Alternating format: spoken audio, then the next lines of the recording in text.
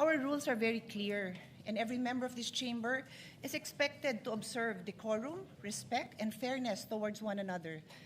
This is the foundation of parliamentary democracy. Short manifestation, which is very personal to me. Our rules are very clear, and every member of this chamber is expected to observe decorum, respect, and fairness towards one another. This is the foundation of parliamentary democracy and collegiality in this institution. And this is what the public deserves, for us to act with respect towards one another. As public officials, we are also bound by the Code of Conduct for Public Officials. And our civil code also requires that everyone acts with justice, gives everyone his due, and observe honesty and good faith. I would like to believe that in my 20 years, almost 20 years in the Senate, I have conducted myself with respect towards my colleagues regardless of political differences. Mr. President, today, a public statement was made by our colleague, Senator Ping Lacson, which was also posted in his YouTube page, suggesting that my vehicle was used to assist Senator De La Rosa in entering the Senate premises, which I quote, "Ang pagkakaalam ko, at least silang dalawa lang mag-ate, Cayetanos, ang nakakaalam tungkol kay Bato na darating. Dahil ang pagkakaalam ko, nakasakay si Bato sa kotse ni Senator Pia." Before I proceed, welcome, Senator Bato. I am happy na nakapasok ka. Wala akong problema na nakarating ka. But Mr. President, I go back. Sinabi man niya na sa pagkakaalam niya, ang katanungan ko po, Mr. President, nag-abala ba kayo mag-double check? Bago niyo yan sinabi sa public. Because despite that qualification, the statement was publicly conveyed in a manner that created the impression that I was directly involved in facilitating Senator De La Rosa's entry into the Senate premises. Again, okay lang po sa akin na nakarating siya dito. Wala ho akong problema doon. Let me state this clearly and unequivocally. That statement is false. Senator De La Rosa did not ride in my vehicle, nor did I have anything to do with facilitating his presence in the Senate last Monday. Hindi ko nga alam na darating siya. Nalaman ko lang na darating siya dahil ang minority floor leader na kapatid ko tumayo dyan, and he addressed the Senate President and nagpasalamat siya sa public service ng Senate President, Senator Tito Sotto, which I also believe is well-deserved. Sinabi niya na maganda ang pakitungaan sa kanya ni Senate President Tito Sotto. And then sinabi niya na we have the numbers and Senator Bato is present. Nagulat din ako. Katabi ko si Lawrence, sabi ko, nagulat ako, wala akong idea. Hindi ko alam kung nasan siya, hindi ko alam na malapit na siya. I have no idea kung nasan siya. So kung paano nadamay ang kotse ko is a mystery to me, dear colleagues, and the public. In fact, Senator Kiko can attest, you saw me downstairs sa basement dahil pareho kami dyan madalas dumaan at sabi niya pa sa akin, dito kayo nagdidiskusyon ng staff mo, hindi na dun sa hagdanan dahil ilang beses ko na siya naharangan sa hagdanan, sa hallway na napakakitid, na nagdidiskusyon with my staff. Sabi ko, oo nga, haba ng mga diskusyon namin. Siguro naman kung dala ko si Senator Bato, medyo kinakabakabahan ako na makita ako dun ni Senator Kiko, di ba? So, it is a mystery to me. Paano ako nadamay at yung sasakyan ko? If the gentleman wanted to know paano nakarating si Senator Kiko, then why not ask him? Sorry, Senator Bato, kung paano nakarating si Senator Bato, then ask him. Or ask the now Senate President, who was the one who said that nandyan na siya. Wala ko talaga akong alam. So, Mr. President, a false public imputation, whenever made, is exactly what the above-mentioned rules were designated to prevent. Unverified allegations about a colleague falls below the standard of professionalism that is demanded of public officials. Magulo na nga ang mundo, magulo na ang Pilipinas, wag na nating dagdagan. Don't say things about your colleagues that are not true. I trust that under the leadership of my brother, Alan Peter Cayetano, whom I know, not just as a public servant, but as my younger brother, this chamber will conduct itself with sobriety, fairness, and respect for the truth and respect for one another. Mr. Senate President, I will keep this manifestation short. Napakarami pa hong trabaho. Mag-aaral pa ako para sa hearing ko on the rising prices of electricity. Mag-aaral pa ako to support our colleagues who will be the next chairperson of the Committee on Health, the Committee on Energy, at napakarami pa ho nating trabaho kailangan gawin. So I leave that as it is, and I hope that this will not be repeated again. Thank you. Senator Marcoleta, can we give way to Senator Lacson since Thank you, Mr. President.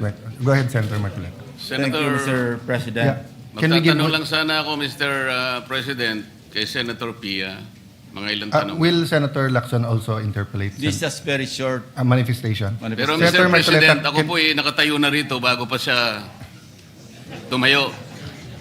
Siguro po, kung would you sino allow yung unang me, tumayo. Senator Lacson, just because he was first, but he was mentioned, so I am in the quandary of who of the two gentlemen will give way. Yeah. May I, Mr. President? Yeah.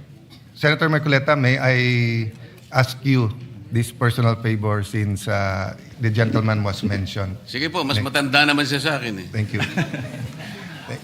Thank you, Mr. Thank you. President. Senator Lacson is recognized. I want to put it on record that I sincerely apologize to our distinguished colleague, Senator Pia Cayetano. That information was relayed to me by a fairly reliable source, no? And if that was a mistake, then I sincerely apologize.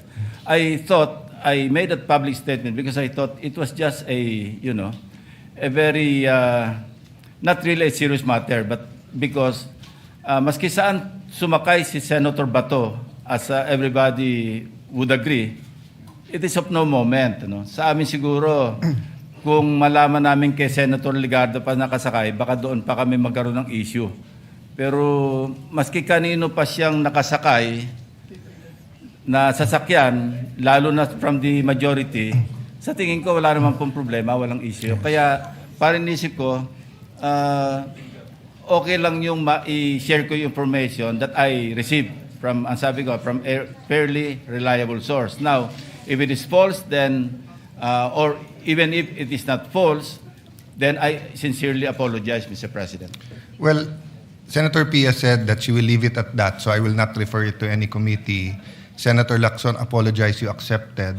If I may just interject that it might seem innocent, Senator Lacson, but to those who are commenting, they think it's a crime, even because people got confused with the timeline, that when he got here, we didn't know there was an ICC warrant and everything.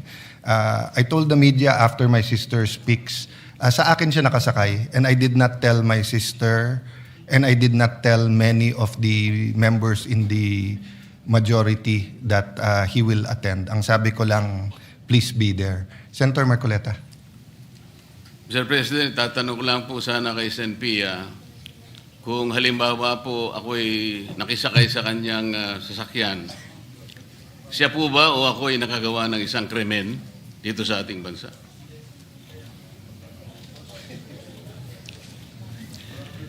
Sa akin lang po, kung kahit sino sa mga kasamahan natin dito na they need a ride, na nangyari na yon. Minsan may event tayo, sumasakay ako sa kotse ni Senator Mig Subiri, nakasakay na rin ako sa kotse ni Senator Loren, nakasakay na rin ako sa kotse ni Senator Angara. Sino pa sa inyo hindi nagbibigay sa akin ng ride? I would be happy to give a colleague a ride. But I'm just saying, that's why I had to repeat na I don't have an issue with Senator Bato arriving in the Senate. I have an issue with the aspersion of malice na parang patago kong pinarating dito na gamit ang kotse ko na walang katotohanan. Kaya to answer your question, wala naman hong masama doon. Yun nga po eh. Siya na rin po ang umamin na wala naman pong masama, ay ba't kinakailangan pong gawan pa po ng post yun? Pangalawa pong tanong, Mr. President, Senator Pia, kung halimbawa po ginawa ko yun, nakisakay ako sa inyo, dahil meron lang akong gustong pagtaguan. Hindi po ba napagtitibay natin, nakasabihan nating mga Pilipino, at nakuha ko naman talagang magtago dahil nakisakay nga ako sa inyo. Hindi ba napatunayan natin ang isang kasabihan, Mr. President, Senator Pia, na nagtatali-talinuhan ng matsing, nauutakan pa rin. Salamat po, Mr. President. Mr. President, this is not a response to Senator Marcoleta some questions or statements, but I just also want to put on record na yung tinatanggap ko po yung apology ni Senator Lacson. Wala akong problema sa akin yon. Kaya lang po, ako yung nakikiusap sa lahat ng kasamahan natin na mag-ingat naman tayo sa statements because these are very troubling times. Everybody is so sensitive.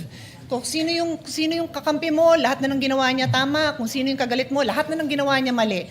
So why would you make a statement that would arouse angry feelings or questions about my credibility or about, anything that would, create any negative implication on your fellow senator? Sana po wag ganon. Yun lang sasabihin ko. Sana walang ganon. Kasi kung wala namang intensyon, di wag na lang sabihin, di ba? Yun lang naman po ang sa akin. Thank you very much. Yes, emotions are high, but we are all called to a higher calling.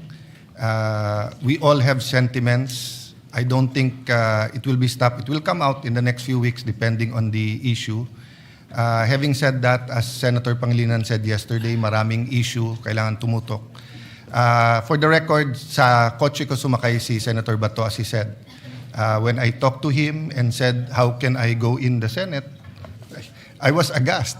Senador kayo, bakit problemang pumasok ka? But naisip ko yung commercial ni Amang Parika, yung sabi, sumakay ka pa. Kaya sabi ko, sa akin ka na sumakay. That's why it's so obvious that I knew he was here because when I spoke earlier. Having said that, an apology was made, an explanation was made, so move on from that.